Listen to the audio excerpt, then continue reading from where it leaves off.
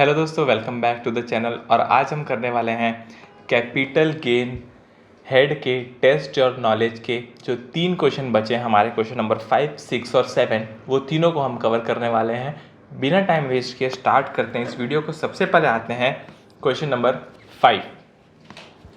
Mister सार्थक enter into an agreement with Mr. Jay Kumar to sell his residential house located at Kanpur on 16 August 2024 for 1.5 crore.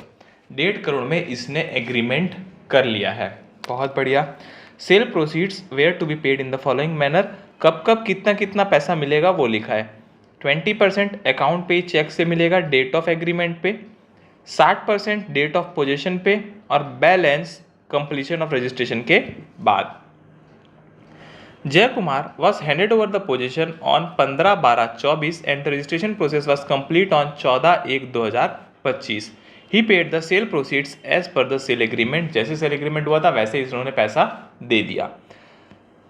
Value determined by the stamp duty authority. अब stamp duty authority की 3 date दी गई है। एक तो date of agreement जहां पर 1,70,00,000 था, और एक था जब पोजीशन मिला 15/12 को 1,71,00,000, और एक जब रजिस्ट्रेशन प्रोसेस कंप्लीट हुआ 14/1 को तब था 1,71,50,000। तो ये जानबूझ के कंफ्यूज करने के लिए दिया है कि आप जब सेक्शन 50C में स्टैम्प ड्यूटी वैल्यू को कंपेयर करते हैं तो आप तीनों में से कौन सी स्टैम्प ड्यूटी वैल्यू लोगे। तो सबसे इजी ये है सॉरी कि आपको स्टैम्प ड्यूटी वैल्यू जो है वो date of agreement DOA date of agreement की लेनी है। तो डेट ऑफ एग्रीमेंट 16/8 था, तो 1,70,00,000 रुपए लेंगे हम स्टैम्प ड्यूटी वैल्यू का। Mister Sarthak has acquired the residential house at Kanpur on 1/4/2001 for 30 lakh. इसने 30 लाख में उस घर को खरीदा था। After recovering the sales proceed from Jay Kumar he purchase 2 residential house. अब उसने उस पैसे से 2 रेसिडेंशियल हाउस खरीदे। एक तो कानपुर में 20 लाख का और दूसरा 35 लाख का इसने खरीदा दिल्ली में। ठीक है, कोई दिक्कत नहीं है। हमारे पास टाइम लिमिट रहती है 1 साल पहले या 2 साल बाद तक, तो इसने उस टाइम लिमिट में खरीद लिया है, तो बहुत बढ़िया है। Compute the income chargeable under that capital gain of mister Sarthak for the assessment year 25-26। CII दिया हुआ है 2001-2 का 100 और 24-25 का 363। सबसे पहली बात, अगर मैं इसका कैपिटल गेन निकालना चाहूँ तो सबसे पहले मेरा एक्चुअल सेल्स कंसीडरेशन कितना है दोस्तों। 1.5 करोड़ में डील हुई थी मेरी, 1,50,00,000 में मेरी डील हुई थी इसके साथ। ठीक है, stamp duty value on date of agreement कितनी थी मेरी, 1,70,00,000 रुपए। इजी देखो, 1,70,00,000 थी 16/8 को, और मैंने 16/8 को ही एग्रीमेंट किया था 1.5 करोड़ रुपए में। बहुत बढ़िया। अब सेक्शन 50C बोलता है कि अगर आपको फुल वैल्यू ऑफ कंसिडरेशन निकालना है तो कैसे निकालोगे। अगर आपका एक्चुअल सेल्स उसमें 10% आप प्लस कर दो एक्चुअल सेल्स में, और अगर वो आपका स्टैम्प ड्यूटी वैल्यू से कम है तो आपका जो है stamp duty value he full value of consideration बन जाएगा। और अगर ऐसा नहीं हुआ तो आपका एक्चुअल सेल्स जो है वो फुल वैल्यू ऑफ कंसिडरेशन बन जाएगा। देखो एक बार और समझाता हूं आपको।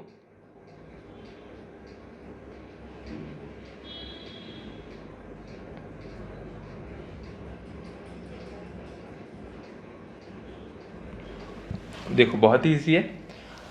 अगर आपने जो आपका एक्चुअल सेल्स है उसमें 10% प्लस कर दो, 10% प्लस करने के बाद भी वो स्टैम्प ड्यूटी वैल्यू से कम आ रहा है तो स्टैम्प ड्यूटी वैल्यू जो है वो आपका फुल वैल्यू ऑफ कंसिडरेशन बन जाएगा। पर अगर 10% करने के बाद वो ज़्यादा आ रहा है स्टैम्प ड्यूटी वैल्यू से, तो आपको जो आपका कॉस्ट है वही लेना है।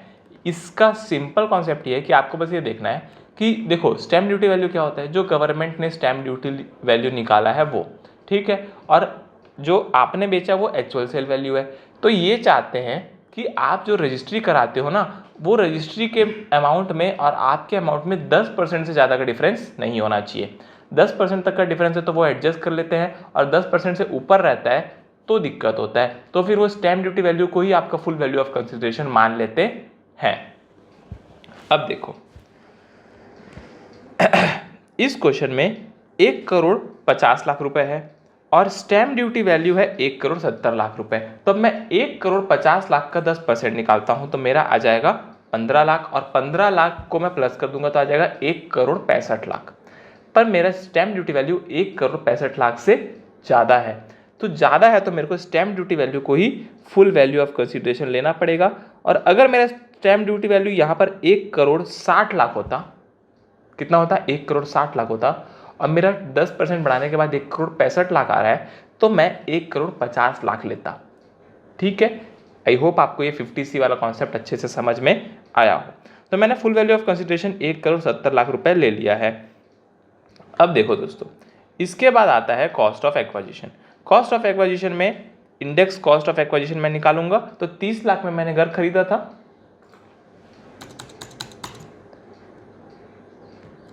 डिवाइडेड बाय 100 मल्टीप्लाई बाय 363 दिया जाएगा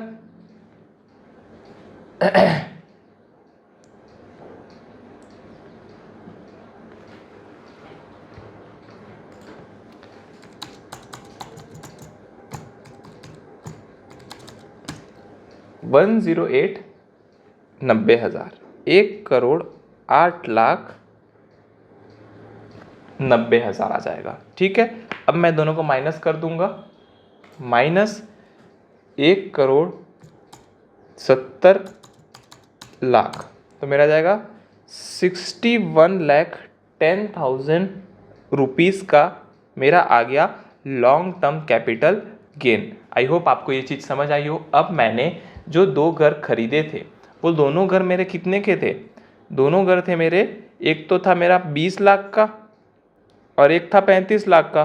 तो टोटल मेरा देखो, ये खरीदा था ना मैंने 20 लाख का कानपुर में, 35 लाख का दिल्ली में, तो सेक्शन 54 में एग्जाम्पशन मिलेगा। 55 लाख रुपए का मैंने एग्जाम्पशन क्लेम कर लिया। तो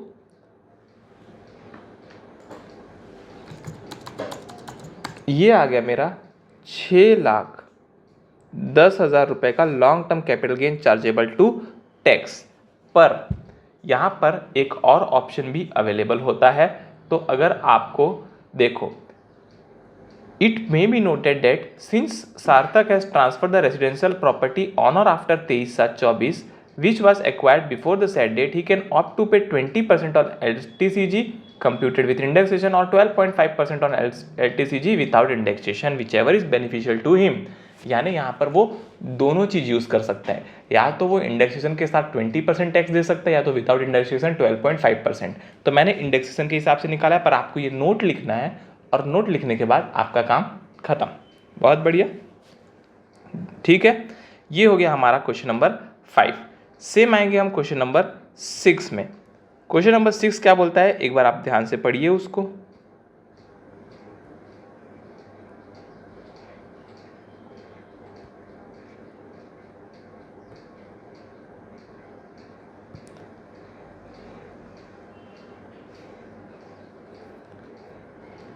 Mrs Yuvikta bought a vacant land for 80 lakh रुपए इन मई 2005। मई 2005 में इसने 80 लाख रुपए का जो है लैंड खरीदा।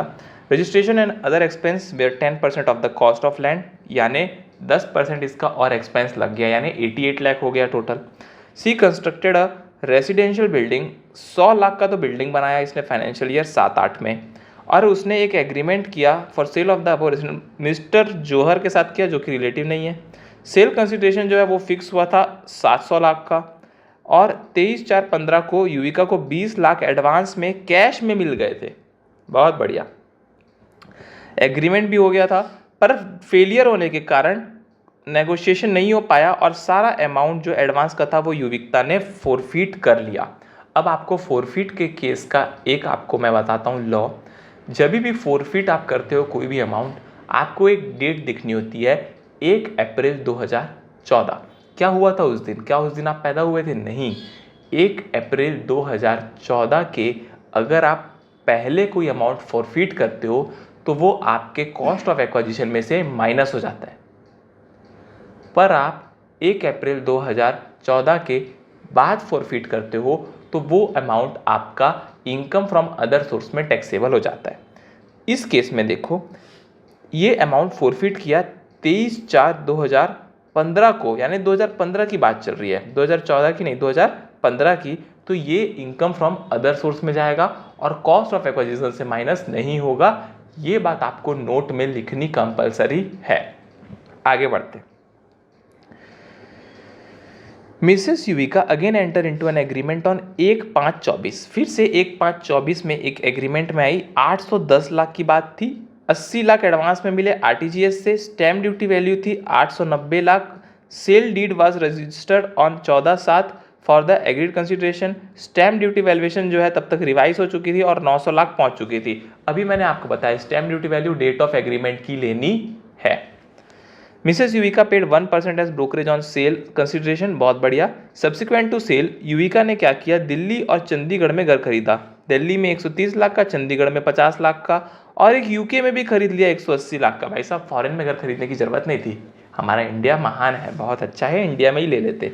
ठीक है, तो इंडिया वाले में ही मिलेगा ना, फॉरेन वाले में तो वैसे भी नहीं मिलता है। और NHAI के बॉन्ड में सब्सक्राइब कर दिया 30/11 को 50 लाख और 40 लाख 9/1/25 को। हमको निकालना है income chargeable under the head capital gain. Choice of exemption must be in the manner most beneficial to the SSC। CII दिया है 5/6 का 117, 7/8 का 129 और 24/25 का 363। बहुत ही बढ़िया, बहुत ही इजी क्वेश्चन है। अब मैं निकालूंगा इसका कैपिटल गेन। सबसे पहली बात, सेल्स कंसीडरेशन। आइए देखते हैं। सेल्स कंसीडरेशन 810 लाख में एग्रीमेंट हुआ था। ठीक है, तो मैं यहाँ ले लेता हूँ 810 लाख। ये रुपीज़ इन लैक्स कर देते हैं ना अपन, तो इजी हो जाएगा। स्टैम्प ड्यूटी वैल्यू उस समय कितनी थी, 890 लाख। अब आपको तो पता है 50C बोलता है कि 10% की मार्जिन। अगर मैं 810 का 10% निकालूँ तो 81 को 810 में प्लस करूँ तो 891, तो 891 से तो नीचे ही है, तो जाहिर सी बात है, तो मेरा फुल वैल्यू ऑफ कंसिडरेशन आ जाएगा 810 लाख रुपए। अब उसमें से मैं 1% ब्रोकरेज माइनस करूंगा, यानी 8.1, तो मेरा आ जाएगा, सॉरी यहां पर आएगा 801.90 को आ गया मेरा net cell consideration. Easy easy. अब मैं निकालूंगा इंडेक्स कॉस्ट ऑफ एक्वाजिशन। तो इंडेक्स कॉस्ट ऑफ एक्वाजिशन के लिए मेरे को लैंड का भी निकालना पड़ेगा और जो कंस्ट्रक्शन उसके ऊपर हुआ है उसका भी निकालना पड़ेगा। तो आइए सबसे पहले बात करते हैं हम लैंड की।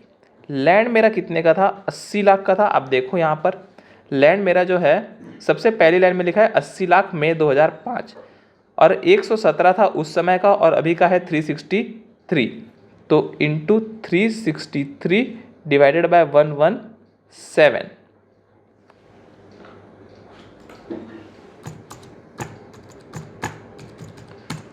तो यह क्या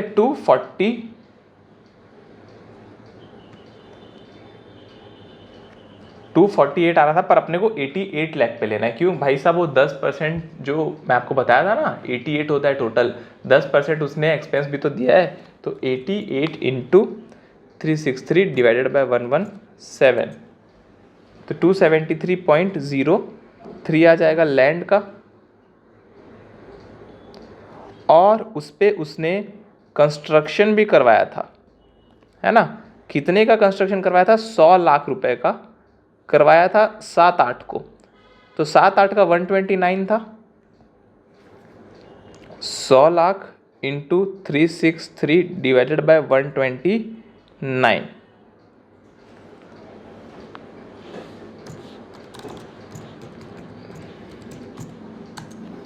$281.40,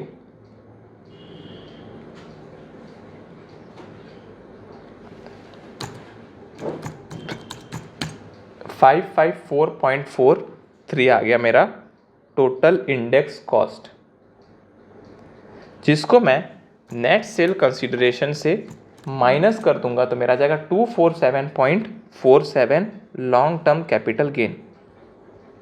अब एक बात बताओ दोस्तों, जब मेरा 2 करोड़ से ज़्यादा का कैपिटल गेन होता है तो मेरे को एक घर की छूट मिलती है या 2 घर की छूट मिलती है? अगर मेरा 2 करोड़ से ज़्यादा है तो एक ही घर में मैं एग्जेम्पशन क्लेम कर सकता हूँ, पर 2 करोड़ से कम रहता है तो मैं 2 घर खरीद सकता था। तो यहाँ पर एक ही घर का मिलेगा, वो भी इंडियन घर का मिलेगा, और इंडियन घर में भी जिसका वैल्यू ज़्यादा है, किसका? दिल्ली वाले प्रॉपर्टी का वैल्यू ज़्यादा है। दिल्ली वाले प्रॉपर्टी को मैंने 130 लाख रुपए में खरीदा था। देखो 130 लाख में खरीदा था दिल्ली का, चंडीगढ़ का 50। तो मैं दोनों घर में से एक ही घर का ले सकता हूँ, तो चंडीगढ़ का क्यों लूंगा भाई, दिल्ली का ही लूंगा ना, 130 लाख लूंगा।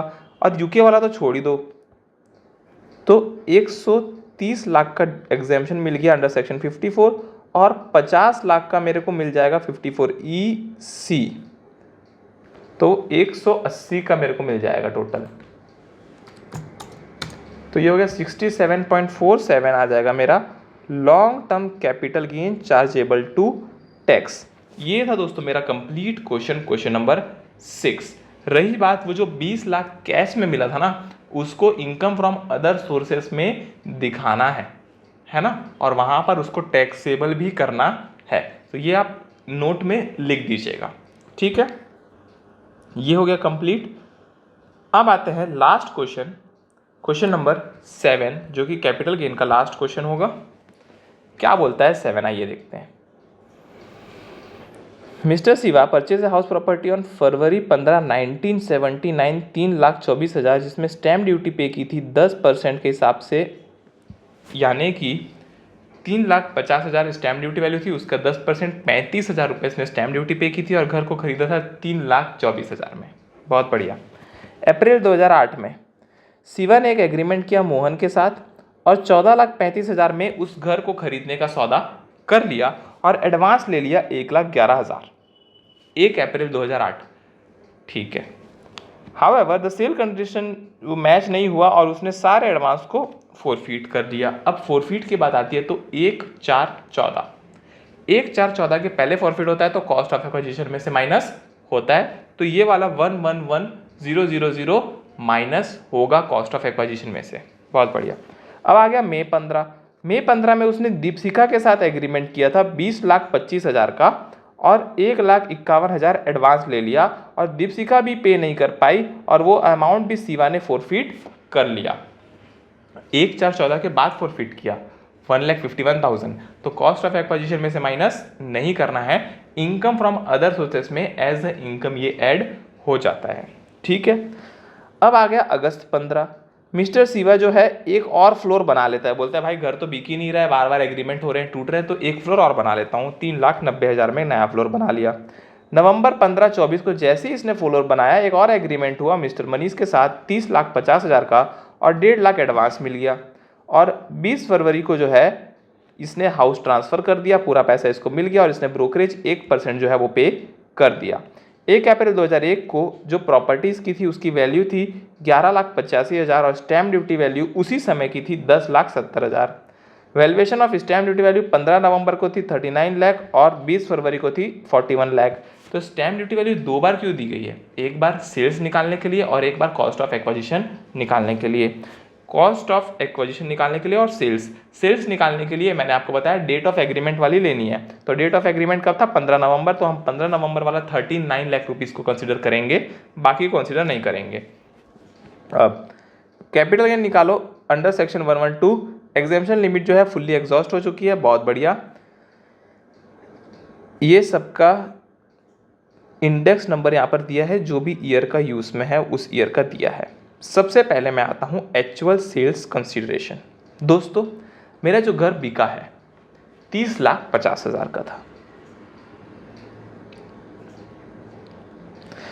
अब स्टैम्प ड्यूटी वैल्यू 39 लाख की लूंगा डेट ऑफ एग्रीमेंट की।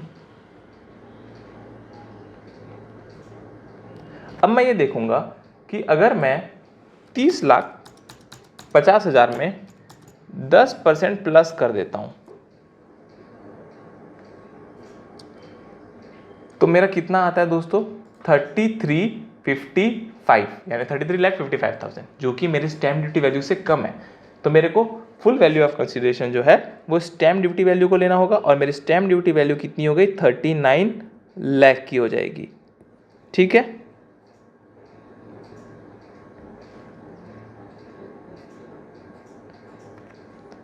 फिर ब्रोकरेज 1% लिया यानी 3,90,000 रुपये का ब्रोकरेज होगा, इसका बिल्कुल होगा। तो मेरा आ जाएगा net sales consideration, net sales consideration 39 कितने का था भाई इसका? देखो यहाँ पर गलती हुई है, brokerage 1% of sale consideration to the broker. भाई साहब हमने ये 39 लाख तो फुल वैल्यू ऑफ कंसिडरेशन लिया है ना, तो फुल वैल्यू ऑफ कंसिडरेशन पे थोड़ी लगता है ये तो लगता है एक्चुअल सेल्स कंसिडरेशन का परसेंट, यानी ये लगेगा इसका 1% यानी 30,500 रुपये लगेगा ब्रोकरेज। तो यह आ जाएगा 39,000,000 माइनस 30,500 38,69,500, ये आ गया मेरा नेट सेल कंसीडरेशन। अब आते हैं दोस्तों cost of acquisition. Cost of acquisition कैसे निकालेंगे, बात करनी है 1/4/2001 की, क्योंकि वहाँ पर फेयर वैल्यू का कॉन्सेप्ट आएगा, क्योंकि ज़मीन 1/4/2001 के पहले की है। तो कॉस्ट ऑफ एक्वाजिशन निकालने का फॉर्मूला क्या है? 2 पॉइंट है, दोनों में से विच एवर इज हायर है उसको लेना है। एक तो हमारा एक्चुअल कॉस्ट, हमारा एक्चुअल कॉस्ट कितना है आइए देखते हैं। हमारा एक्चुअल कॉस्ट था 3,24,000 का घर था, जिसमें मैंने पे किया था stamp duty value 10% of 3.5 lakh रुपए यानी 35,000 रुपये का स्टैम्प ड्यूटी वैल्यू पे किया था, है ना। ये देखो यहाँ पर 10% stamp duty value of 3.5 lakh यानी 35,000 पे किया और 3,24,000, तो 3,24,000 प्लस मेरा हो गया 35,000, ये आ गया मेरा एक्चुअल कॉस्ट। ये कितना आ गया? 3 4 5 359,000। एक तो ये हो गया। दूसरा lower of fair market value और stamp duty value. Stamp duty value थी 10,70,000 और फेयर मार्केट वैल्यू मेरी उससे ज़्यादा थी 11,85,000। ये दोनों में से विच एवर इज लोअर यानी 10,70,000, और ये दोनों में से विच एवर इज हायर लेना था। तो कॉस्ट ऑफ एक्वाजिशन आ जाएगा मेरा 10,70,000 रुपये। ठीक है, मेरा कॉस्ट ऑफ एक्वाजिशन आ गया 10,70,000। अब मैंने आपको बताया था जो एडवांस 1/4/14 के पहले का है वो 111,000 माइनस करना है यहाँ पर। तो लेस अमाउंट फॉरफिटेड बिफोर 1/4/14 111,000, 1,11,000 को मैं माइनस कर दूंगा 10,70,000 में से।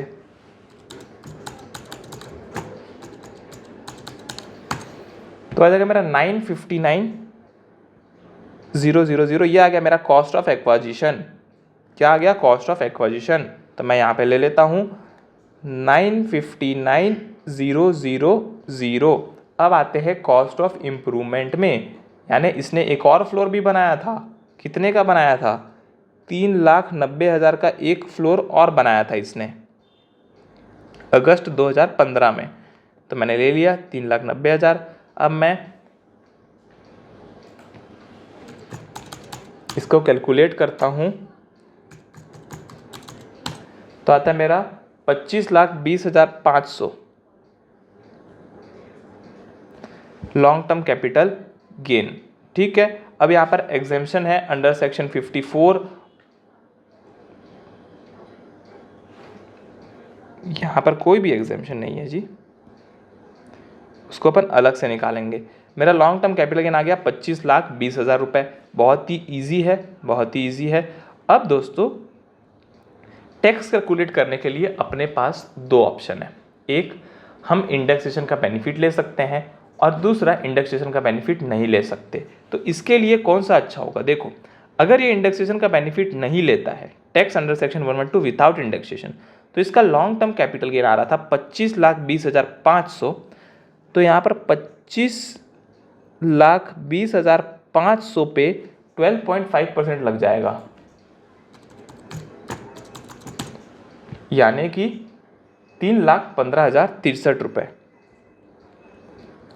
और उस पे हेल्थ एंड एजुकेशन सेस लग जाएगा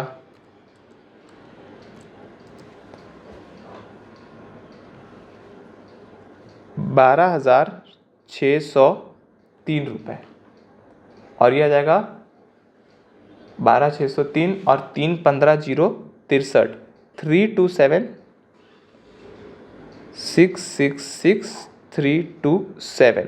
अगर इसने इंडेक्सेशन का बेनिफिट नहीं लिया तो इसका 3,27,666 रुपये का टैक्स आएगा। और अगर इसने इंडेक्सेशन का बेनिफिट लिया तो बहुत ही अच्छा है, 38,69,500 था sales consideration. Index cost of acquisition कौन सा था मेरा, 9,59,000। तो मैं 9,59,000 में इंडेक्स कॉस्ट ऑफ एक्विजिशन लगाऊंगा। ये कब का लगाऊंगा भाई साहब, अच्छा ये तो 1,4 वाला लगेगा 100, और अभी का कितना है 363, 959,000, 34,81,170।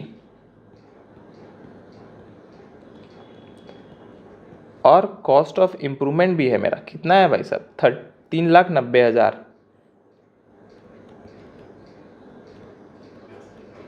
इसका ईयर देखना पड़ेगा, कॉस्ट ऑफ इम्प्रूवमेंट अप्रैल 15 में किया था मेरे हिसाब से, सॉरी अगस्त 15 में किया था, तो 254 आएगा यहाँ पर।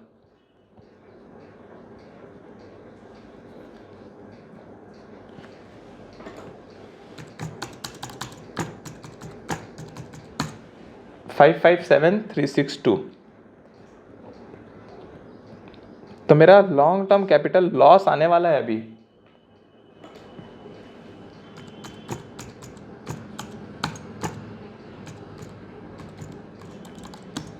$169,032 का लॉन्ग टर्म कैपिटल लॉस आ गया।